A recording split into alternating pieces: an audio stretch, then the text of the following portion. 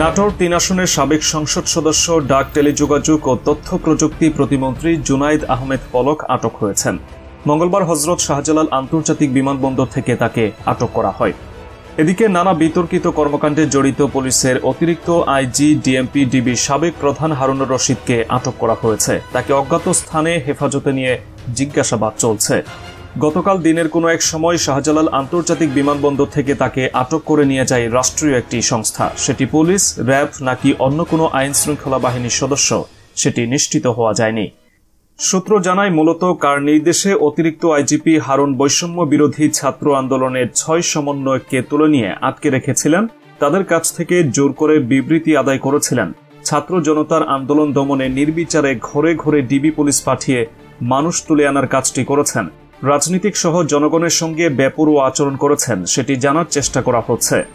৬ সমন্বয়কের সঙ্গে দেখা করতে গেলে সাবেক স্বরাষ্ট্র প্রতিমন্ত্রী সোহেল তাজকে দেখা করতে দেননি অতিরিক্ত আইজিপি হারুন। তখন বলেছিলেন, ঊর্ধ্বতন কর্তৃপক্ষের নির্দেশ ছাড়া দেখা করা সম্ভব নয়। তাদের কবে ছাড়া হবে জানতে চাইলে বলেছিলেন, ঊর্ধ্বতন কর্তৃপক্ষ যখন নির্দেশ দেবে তখন ছাড়া হবে। সেই ঊর্ধ্বতন কর্তৃপক্ষকে সেটিও হারুনের কাছ থেকে জানার চেষ্টা করা হচ্ছে। হারুন এডিশনাল এসপি থাকার সময় ২০১১ সালের ৬ জুলাই সংসদ ভবনের সামনে তৎকালীন বিরোধী দলীয় চিফ হুইপ জৈনুল আবেদিন ফারুককে শারীরিকভাবে হেনস্থা করেছিলেন। সেই থেকে সমালোচিত এই পুলিশ কর্মকর্তা শেখ হাসিনার আনুকূল্য পেতে থাকেন, আর একের পর এক পদোন্নতি ও গুরুত্বপূর্ণ জায়গায় পদায়ন হয় তার।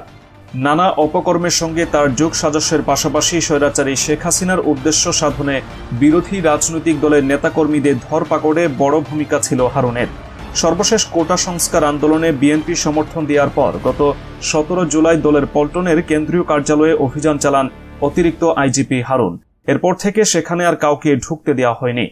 গত বছরের অক্টোবরে বিএনপির আন্দোলনের সময় দলের স্থায়ী কমিটির সদস্য গয়েশ্বর চন্দ্র রায়কে ধরে নিয়ে ডিবি অফিসে বেশ কয়েক ঘণ্টা আটকে রাখেন হারুন।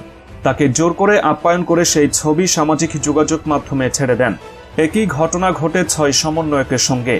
তাদের জোর করে খাবার টেবিলে বসিয়ে চাউমিন খাওয়ানোর ছবি ও ভিডিও সামাজিক যোগাযোগ মাধ্যমে ছাড়েন।